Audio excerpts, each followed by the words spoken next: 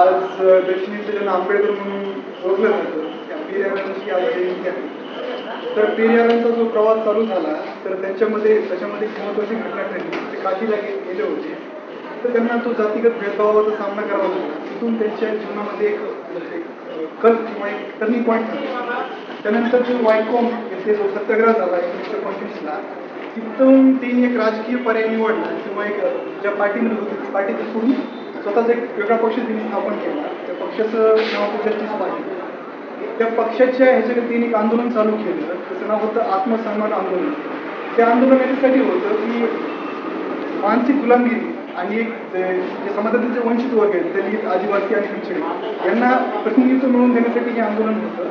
तुम्ही सुद्धा बाकीचे इतकेच माणूस आहात जी हिंसा ग्रेडेड इनइक्वॅलिटीने आणली होती.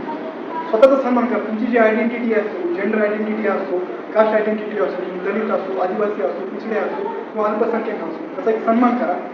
ते त्या आंदोलनातून त्यांनी सांगण्याचा प्रयत्न केला. हे आंदोलन 1925 साली चालू झालं होतं. त्याला आता 100 वर्ष पूर्ण झाली आहेत. त्या आंदोलनात खूप त्यांनी एक सिम्बॉलिक ड्रेसचा त्यांनी यूज केला. ब्लॅक टी शर्ट मुवमेंट त्यांनी सांगतो.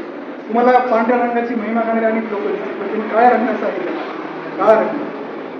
तर अशी त्यांनी एक वर्तमानपत्र चालू केलं. त्याचं नाव पुढे आज रिपब्लिक असं त्यांचं काम होतं. म्हणजे थोडक्यात जर सांगायचं झालं तर फुलेशाह आंबेडकरांचे महाराष्ट्रात किंवा पश्चिम भारतामध्ये जे काम केलं ते पेरियार आणि नारायण गुरुंकडे दक्षिणेमध्ये केलं.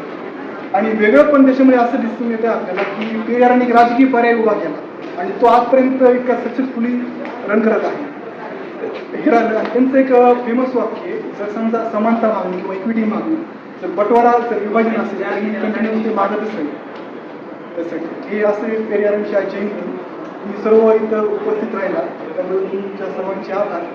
आणि जे बाबासाहेबांनी जे फुल्यांची आणि शाहूची जी लेगसी होती ती एक महाराष्ट्रापुरती मर्यादित राहिली होती.